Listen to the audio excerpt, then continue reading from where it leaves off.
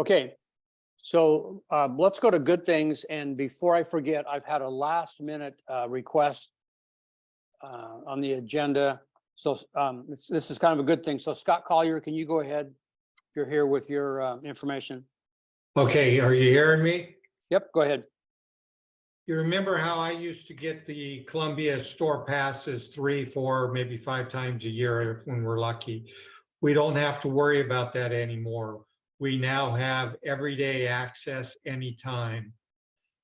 They have a new exception, Mount First Responders, and I applied to them to be qualified under that, and they approved it. So all you have to do is go, and if they tell them you're there as a first responder exception, and if they ask, you have to be able to show them a current Mount Hood Ski Patrol card, like for hosts, or a National Ski Patrol card for patrollers. So pay your dues, print off your national card, and go to this employee store any day you want. Okay, thanks, Scott. Anybody have any questions for Scott about that? I'll just tag on to that, Cleo, that we did just get membership cards printed for our host membership. Some of them have been distributed. The remainder of them are in the closet at Timberline, and information about that will come in an email tomorrow. But I think most of the folks present, actually Bill Hoff and Chris Abel, those cards are at Timberline, but if one of you cycles up that way, you can get it out of the closet and take them down to Summit. Okay, thanks. Anything else? That's it for me. Okay. Any other good news? The apprentices are on the hill. Saw a bunch of them on Saturday or Sunday. So Matt, you're up. Yeah, without further ado, good evening, everybody. It's good to see everybody. Give you a little update here in a second, but just want to express my thanks to everybody that's already dispatched for helping out with finals tomorrow and Thursday night. We've got a big group of apprenti. We got 32 that are testing, so we split the test in 2. Really appreciate all the hosts and members stepping up to, whether you're playing second patrol or third patrol or chaperone to the station. It really takes a lot of bodies to make it work. So if you haven't signed up and you're interested in helping and Cleo needs help, please check in with him. Cleo and Kathy have been my angels filling in when I had to step aside here. So it hurt like heck to do it, but we know that everybody's in good shape. Like I mentioned, apprentices were on the hill this last weekend. Thank you to everybody who sent pictures of the apprentice groups. It's always been one of my most fun things to coach apprentices once we get done, flopping around in Velcro and Sager straps and all that stuff, and actually get to head around the mountain. And by all the reports, sounds like the snow is a little bit heavy at Ski Bowl on Saturday, but everybody had a pretty good time and they're getting after it. So this is where the fun really begins. So, try to cast yourself back to when you were there and trying to figure everything out, introduce yourself and take a lap with them and show them the hill, and let's get them going. So they got their practical finals this week, then they've got written finals next week. Again, as they continue their experience on the mountain, everybody who passes, which should be everybody next week with the written final, they will be OEC technicians and they can assist in cases under supervision. Obviously, they're not patrollers yet, but the more that, if they're with a coach, they should be in their bibs. Please roll out with them, get them on cases, get them hands-on, get them doing IRFs and supporting everything on the hill. It'll make a difference in how quickly they learn. So yeah, thank you to everybody, to Cleo and Kathy for picking up my slack. Certainly wasn't intended, but this thing just kind of caught up with me. And to the really amazing instructors, we've had 20+ instructors with us the entire season, and couldn't have done it without you.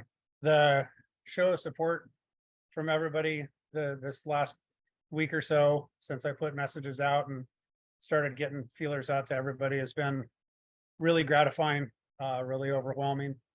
Thank you to Laura Pike for setting up an amazing meal train that busted doors down. So we've pulled that down for the time being, because we don't suffer for food. My doc's telling me that I do need to eat, But just as a checkup, sort of where I'm at, I put it in the message. Stage 4 metastatic lung cancer. There's not really any easy way to say it. Couple other signs of metastases. I got some more testing to go through, but for the time being, I'm signed up for a course of 4 chemo treatments. Had my first one last Thursday. Today's day 5 post-treatment. So today's the day when I'm supposed to be feeling sort of the dip into the, high white blood cell count and stuff like that. I've had no nausea. My appetite's good. Obviously, I'm on a hell of a lot of O2, so I'm kind of tethered down.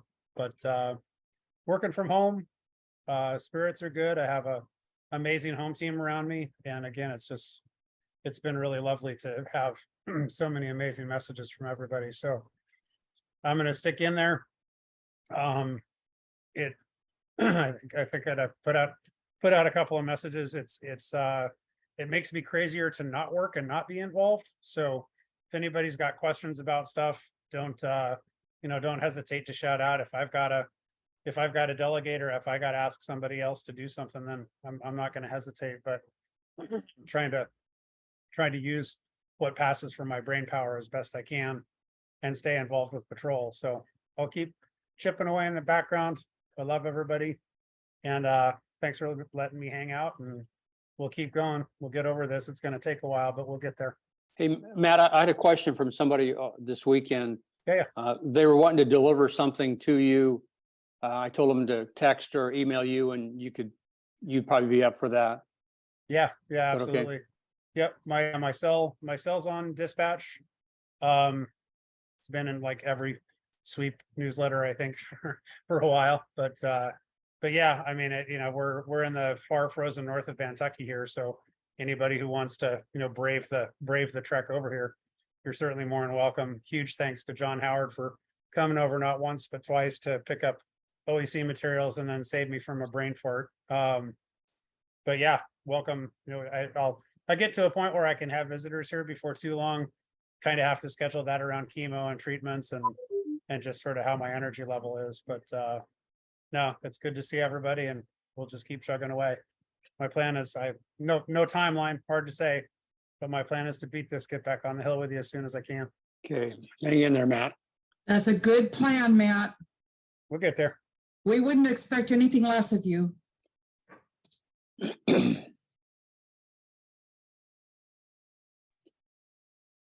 Hi, so Courtney Walsh here. Just wanting to give a quick reminder to folks about our benefits. One of our biggest benefits is our chits. And we are still finding that a good sized chunk of folks' chits are expiring. And what happens when that happens is it kind of undermines our case to continue to receive those as benefits as members. And so we would love to be able to, if you think you're not going to be able to use your chits, we would love to be able to collect those before it's too late to use them and have them available to give to folks who are on patrol or part of our membership or are on the periphery of our membership. For family members and things like that. And then also to potentially donate them to organizations like She Jumps and like Open Slopes PDX, which Derek is going to talk about later on tonight. Would love to be able to kind of partner with some more community organizations and make Mount Hood more accessible to people who maybe otherwise wouldn't be able to make it up to the mountain because it would be cost prohibitive. So instead of letting chits expire, what we're asking folks to do is go ahead and pop them in the mail.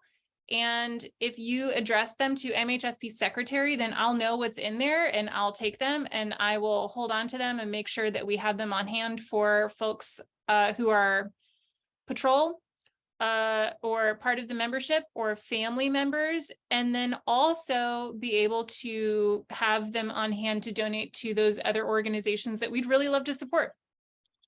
Thank you. Thanks, Courtney. All right, Patrol Chief. First slide is one that I think everybody has seen a lot.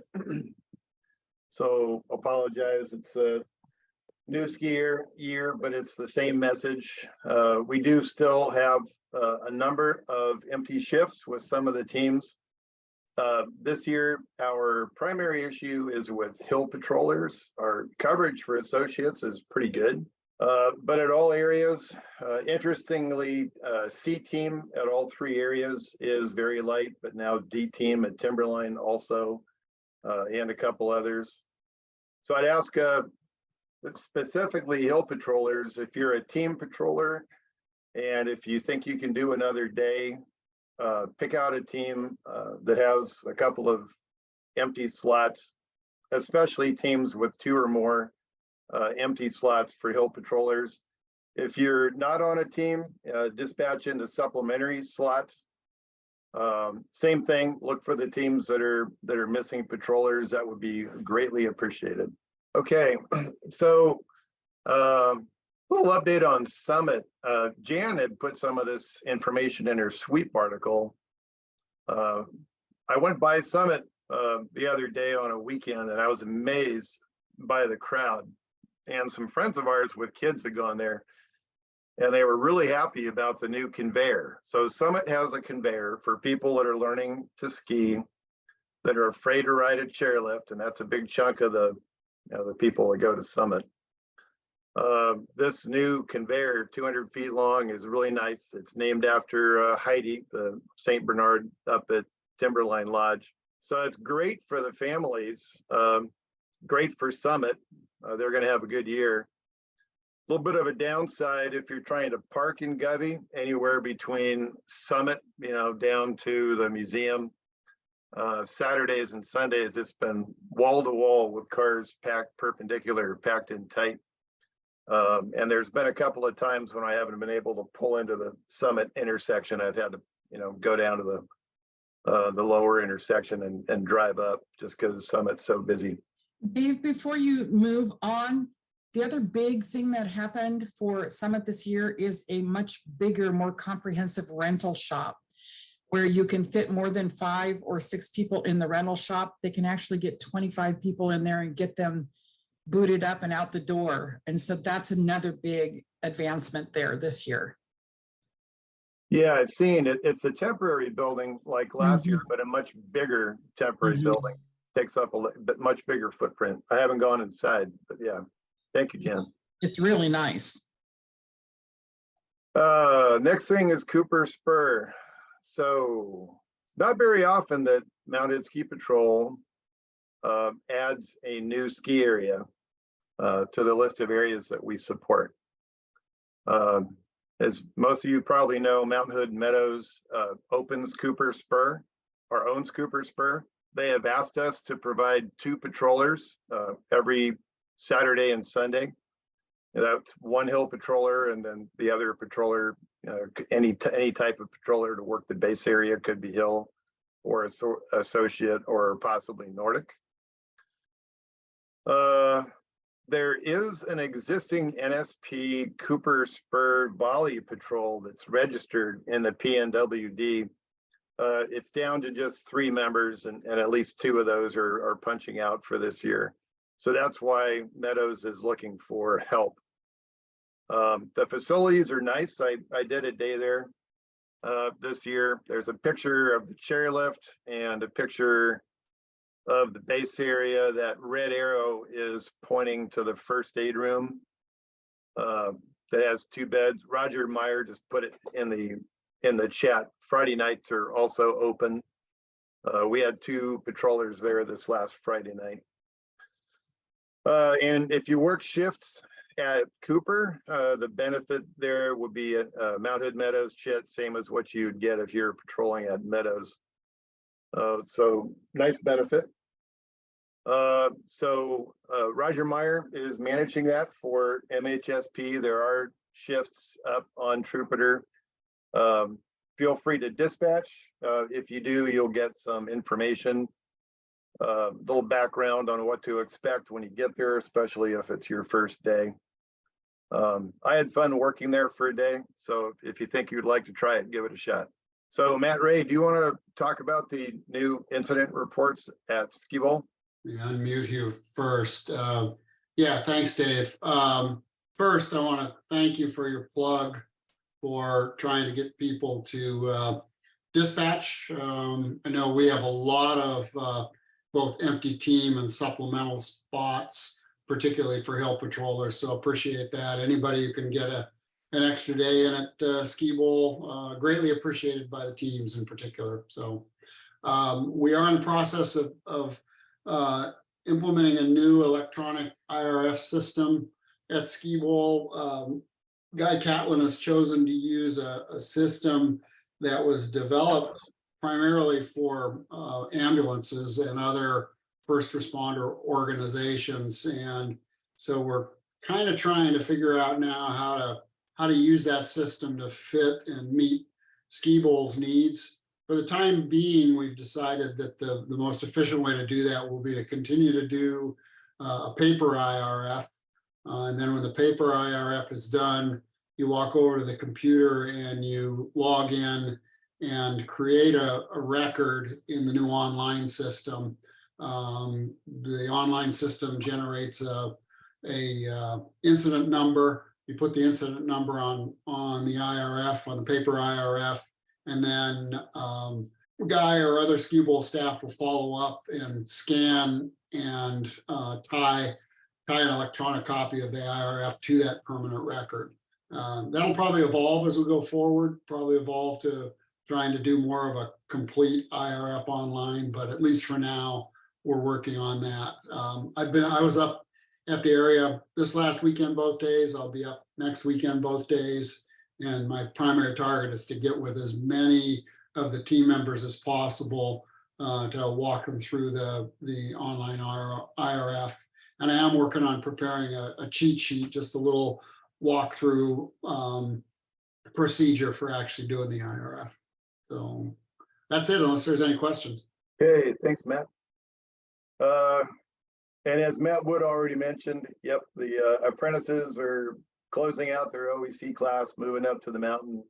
Didn't get pictures of all of them, but we did get the hill group that was up there at Timberline on Saturday. And thanks to Kelly Ambrose for getting a picture of the associates that were at Ski Bowl Sunday. And I know that they are very happy to be out on the hill instead of in class.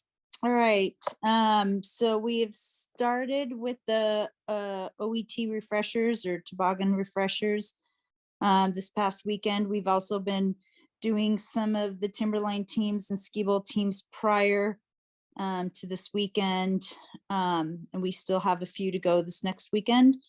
If for some reason you are not able to make one of these dates, you need to let me know. We do have senior OET training that starts on the 22nd. There are 4 dates, 2 in January, 2 in February, that will either be at Meadows or Ski Bowl. And those, you can participate in those if you are not able to make one of the other refresher dates. Empty toboggan associates need to get checked off at Timberline or Meadows. So make sure if you're an empty sledder that you get on the list for Timberline or Meadows next weekend. Yeah, it's Hill Apprentice training started this past weekend. I don't know, Matt Harms, if you want to make any comments about that. Yeah, we had a great first day with both teams. 2 great teams. Looking forward to a great season with them. Also just want to give a quick special thanks to alumni Mike Kerfis, who was up this weekend and helping myself coach to get him started off on the right foot with kind of some of the skills and drills that he's very proficient at. That's still a great benefit to Mountain Ski Patrol. Awesome. One other thing about the OET training, I talked with Dave Miller a little bit at Ski Bowl yesterday, and the certificate of completion that I will be putting together for each individual person, that is going to be uploaded instead of me emailing everybody individually. That will be uploaded into everybody's individual file in Trupiter.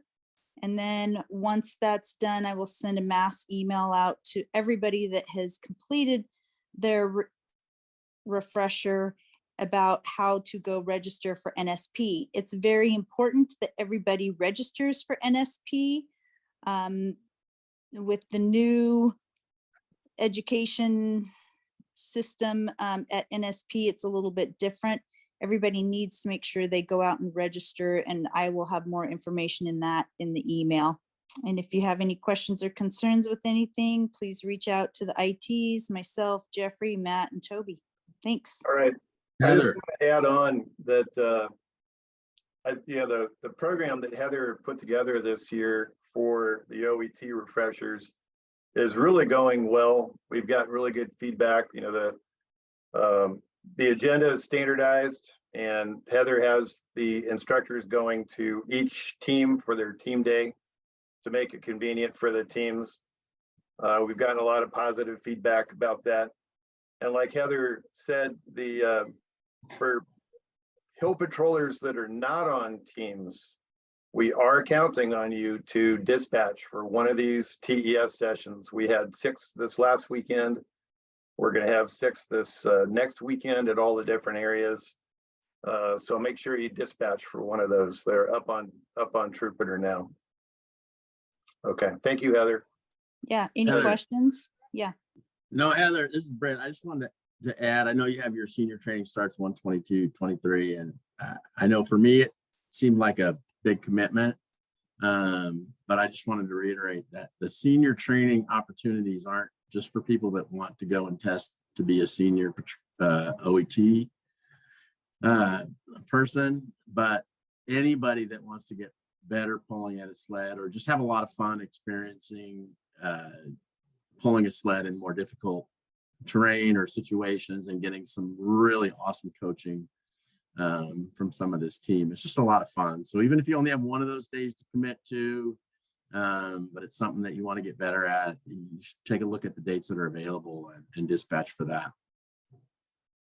Thanks. Really quickly, the senior training dates, thanks, Britt, for kind of clarifying that. Yes, those dates are for anybody. You do not have to test out if you just want to work on some skills, ski skills, snowboard skills, or toboggan pulling. Those are the dates to come help. 122 at Ski Bowl is the first one. That's a Sunday.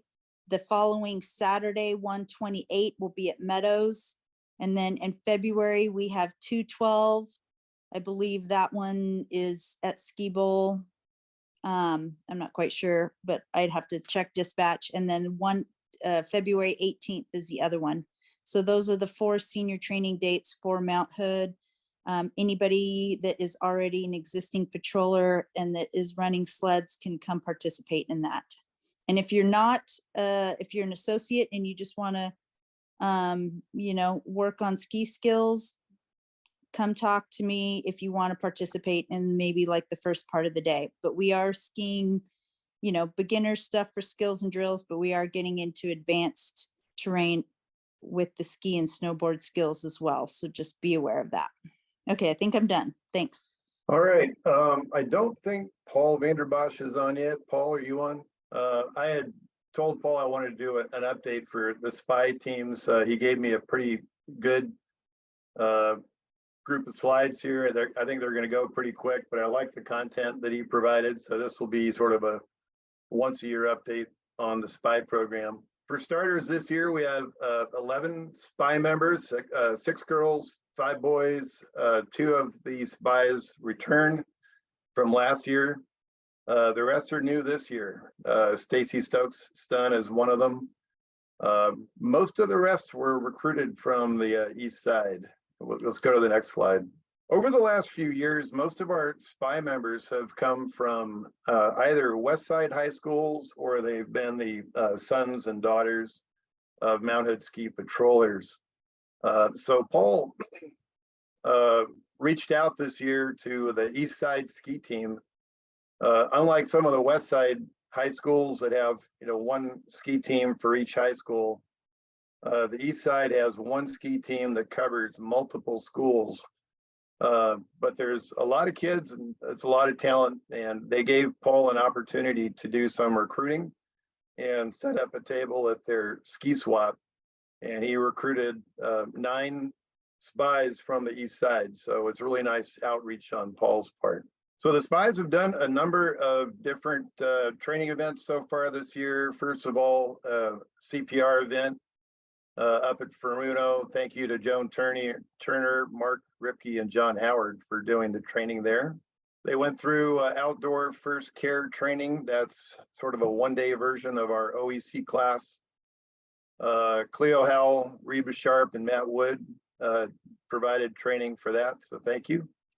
They did, like last year, they did ski evaluations, looking for which of the spies might be candidates for empty sled training. Heather Van Houten, thank you for being there at Meadows for ski evaluations.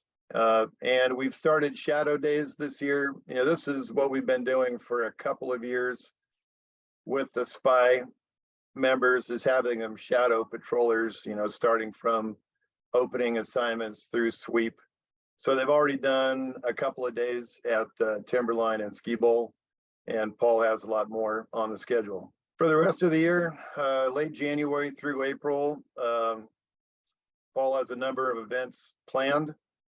Pretty good agenda. Last year we did some empty sled training. We're planning to do that again this year. We'll have to work it in because it's resource intensive, of course. And as a recap, here at the end, Paul listed some of what he sees as the successes so far and then some challenges. A big success from last year's spy class is that a number of them, three of the spies went through tryouts and are now members of this year's apprentice class. So that's actually 10% of our apprentice class this year. And Paul really is gearing the program around prep for going into the apprentice class. And he's talking a lot to the spies about that. Another thing is youth protection training in green. That's both a success and a challenge. It's a success in that we've got a standard program. We get it through NSP. It's called Armadas. It's a very good training program for youth protection. I had an opportunity to go to an NSAA training event back in October, and the ski areas are also recommending that same program for their employees, instructors, patrollers. So it's an industry standard program. On the challenge there, we do have to roll that program out to a lot more MHSP patrollers. All of our spy coaches have gone through it. Our goal is to get our hill captains and our associate supervisors through it. We're targeting June to finish that. Another one of Paul's successes, he's really added a lot of new documentation. It's all on a shared drive. So whoever takes over this program after Paul will have a fairly easy startup. So thanks to Paul for that. And I already mentioned the East Side ski team. It's a good recruiting pipeline for us now. What Paul would like to do is, since they're providing us so much help, is try to support them. They do have a ski swap every year in the fall. So Paul is planning on putting out a note to our members that if you have stuff, ski gear that you might want to donate to a ski swap, that would be a great fundraiser for the East Side ski team, and funds are certainly an issue for the East Side ski team. And then the last comment under challenges, difficulty to scale. The training's pretty resource intensive. We've got some big apprentice classes that take a lot of resources. So we're probably going to be limiting our spy program to 10 or 15 over the next couple of years. If that opens, you know, we could increase the size a little bit, but right now it's pretty good. 11 people this year. Now, a couple of notes on the Avalanche program. Mike Levis provided these slides. He wasn't able to be here tonight. Mike Anderson. Yeah, I just wanted to say on the spies, the two young ladies we had Saturday at Timberline really did a great job. They learned how to use the IRF system up there. And I also taught them how to put together sled packs, which helped us because, you know, we had that big rush. And so they did a great job. They did a couple of sled packs. I can't remember their names. I apologize for that, but they did a wonderful job. Yeah, Lila and Maggie. Yeah, they got involved in a lot of stuff during the day, and everything they did was cool. They really enjoyed it. So they were fun to work with. Okay, on the Abby program, the Abby Awareness for Associates, that is done for this year. However, there are 6 people that needed to take that didn't. I know that Mike's working on some type of makeup there. You know, we haven't affected anybody's dispatch access yet. But on the OET refreshers, there were some folks that were late last year, and that they had to make up their OET refresher before they could dispatch this year. So please, if you are someone that Mike is contacting about not getting your AVCAT class completed for this year, please follow up on that. He's sending emails out to everybody. Abby 1's underway. We've got some ski bowl paid staff in that. That's mainly for first year hill patrollers, I believe. And then Abby 1 refreshers are ongoing. I've got mine due this year. So again, if you need to do it, you've received an email, so please follow up. All right. Congrats to Astrid Zervas and Patrick Cummings, 2 new AVI instructors. Mike also recommended a movie called Buried. It's about the Alpine Meadows avalanche in 1982. I'd heard this movie get some good recommendations by a couple of patrollers last month and the month before. It was in movie theaters. It's now on Amazon Prime and iTunes. Ula and I watched it last night, $4.99 on Amazon Prime. It's definitely a ski patrol focused movie.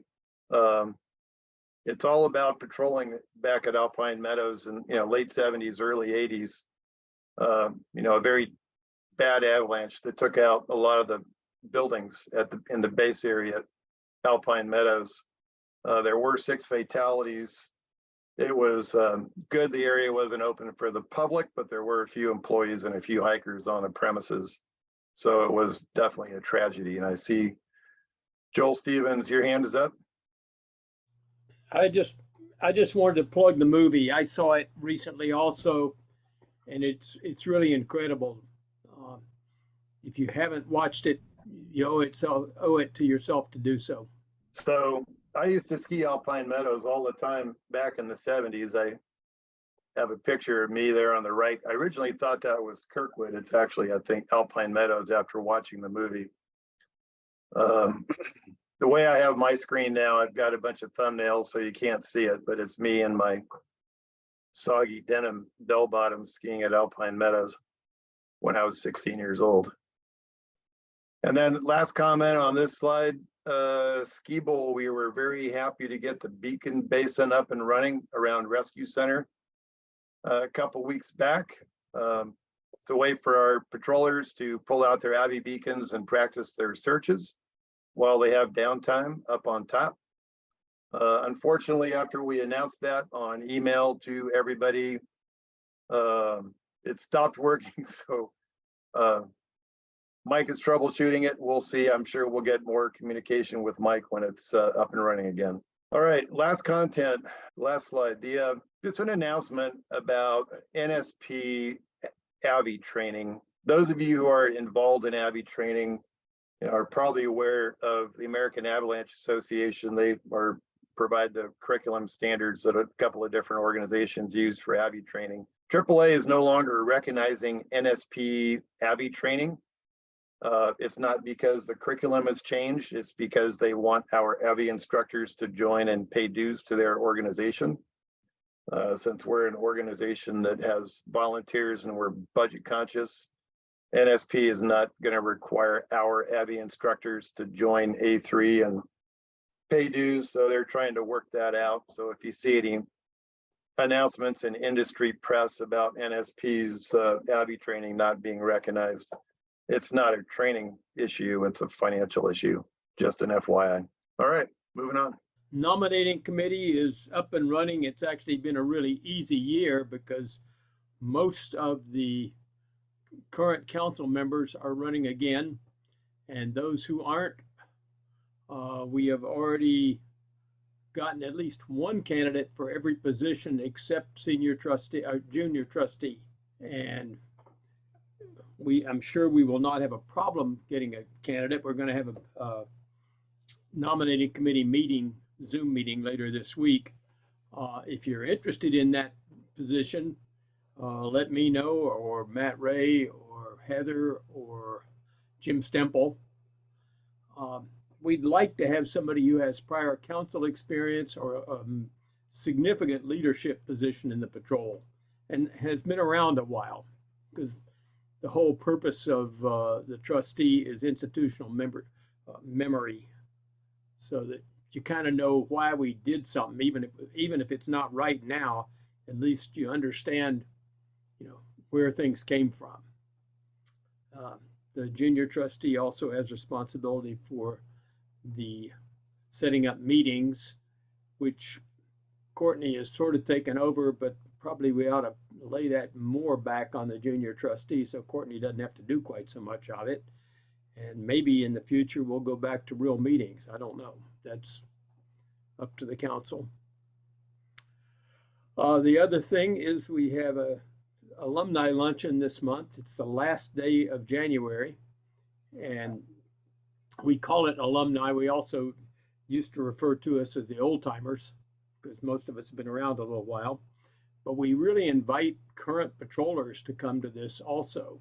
If you're a current patroller or a host and you want to find out, how things used to be, or just meet the guys that have been around a while.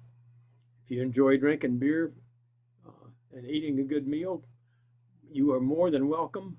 I'll send out an invitation via email to both the alumni and the mountain host and patrollers here about the middle of January, and then I'll send another one later. We appreciate it if you RSVP that I'm coming. You don't have to tell me you're not coming, but if you are planning on coming, it's a help, just because we can tell the yacht club about how many people are going to be there and they don't get a big surprise. But if somebody thinks they can't come and then at the last minute decides they can, that's okay. We'll make room. I guess that's all I've really got for the trustee. Okay, it looks like I am up. Good evening, everybody. Just a few little bits of information about Mountain Hosts. We have had really nice response to support the holiday break, and I'm grateful to everybody who came up once or twice or 3 or 4 times. It was wonderful.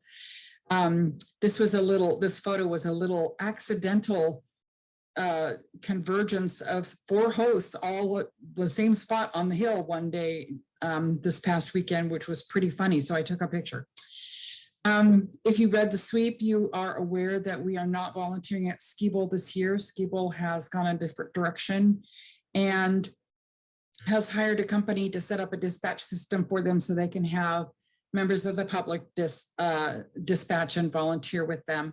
So for now, we are not there, and we're very sorry not to be supporting our patrol colleagues at that resort, because it's something that we feel really strongly about, and we value being able to be that support for you at a 1050 or another event. But perhaps that will change for next season. The good news is it's kind of a happy accident that many of the folks that had been hosting at Ski Bowl are now hosting at Summit Pass, and Summit Pass is very happy. Greg Campbell, who is the general manager there, is really thrilled to have additional people, to have more than one host on a day. Our hosts are being treated really lovely by the staff there, which has been great. And it has provided an opportunity for Greg to,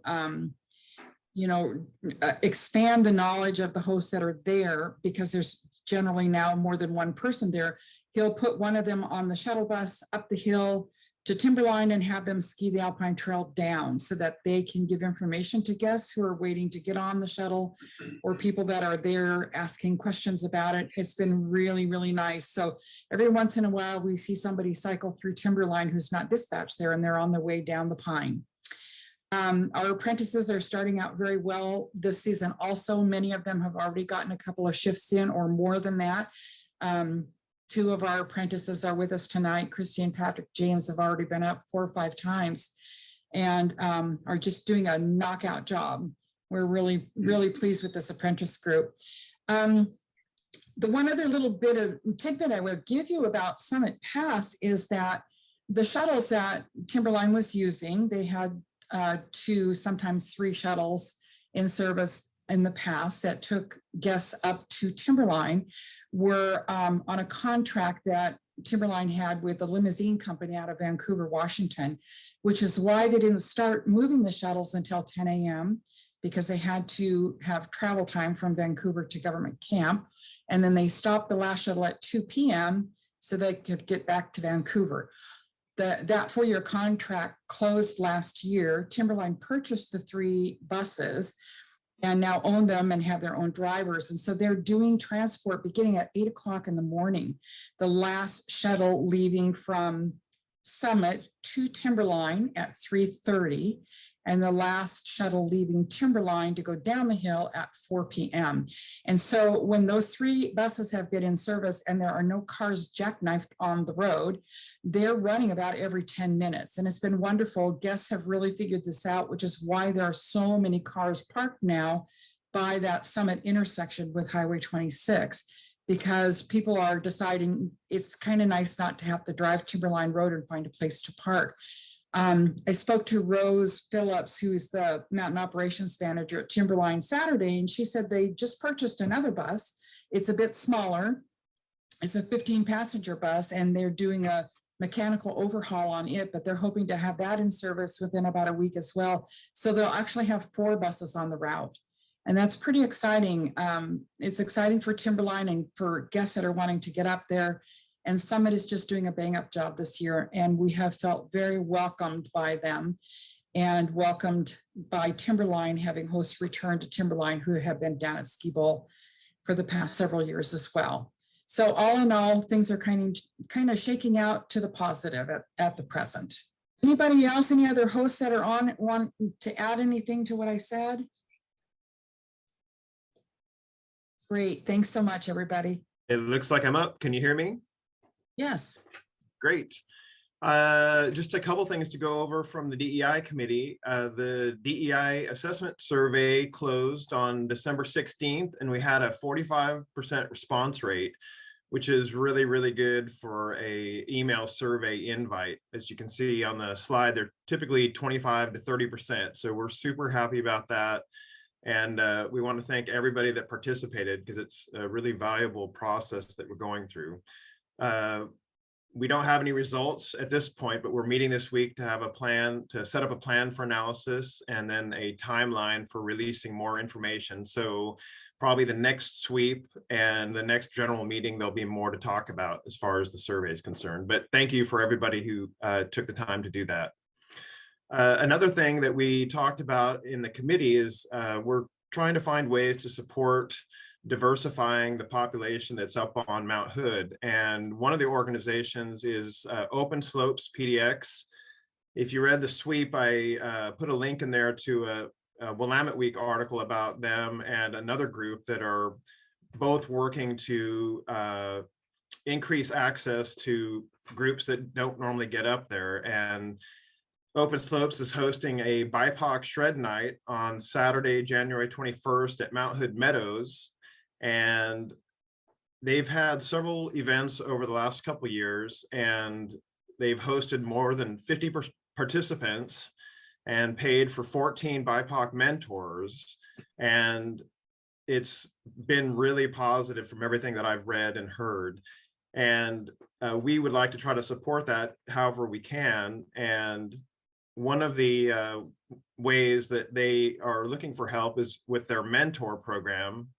And I also put a link to that information. There's an application on the sweep for January. And they also have a GoFundMe going right now. And they use that money to cover mentor stipends, transportation, reimbursement, lift tickets, and gear for all the participants. And so it's, you know, it's, as we all know, skiing is fairly cost intensive, and this is a really great way to help. And so I guess my call is, if anybody's interested in being a mentor, to check out the application link in the sweep.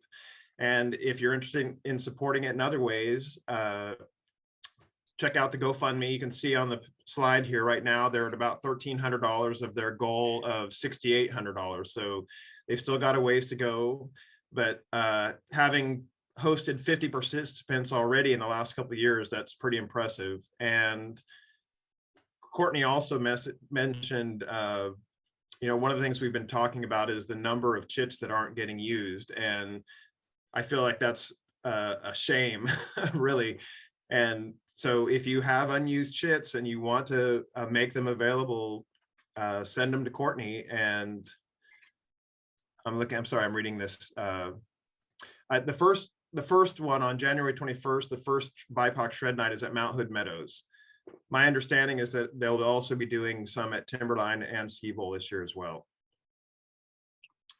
Hey, And Derek, this is Matt Ray. Can you clarify that? Because I was led to believe that the first one on the 21st was at Ski Bowl, and I'd sent out a call out to folks hoping they would donate chits. yeah, Love that was to get that corrected. well, that was my understanding as well. And then I just saw on their Instagram page that they actually had written that it was going to be at Mount Hood Meadows. So I haven't talked to them. So I'm not sure if something has changed, but my understanding is that they'll be doing it at each of the locations at some point this year. And I'm waiting to hear back from them about the specifics on January 21st. Okay. Their latest advertisement said Mount Hood Meadows. Okay. And that's about all I have. Thanks, Derek. Hey, I saw a question in the chat. I think maybe Jan or Dave can answer it about, can Mount Hood Ski Patrol people in uniform take the shuttle up to Timberline? My understanding is that that is okay. Although that first shuttle doesn't leave Summit until 8 a.m. So you would not be on time to start a shift up there if you take that first shuttle. And the first one, I understand, has been quite busy. We've seen a lot of people coming up really early, particularly because the Y Cafe in the Day Lodge is now serving hot breakfast again after 3 years. So we're seeing people come up early, go upstairs and have breakfast, and then get in line to buy their lift tickets. Okay.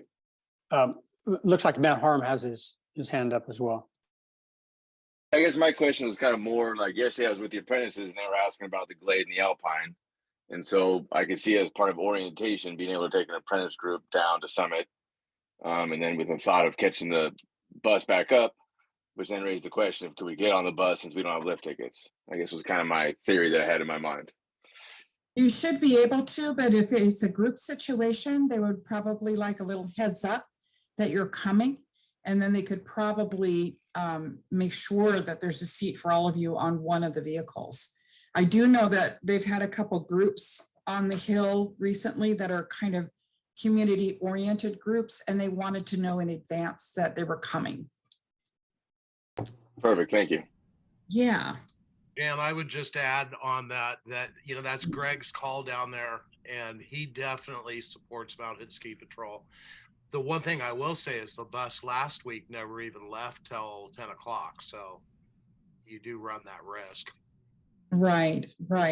And to clarify what the one question that was in the chat,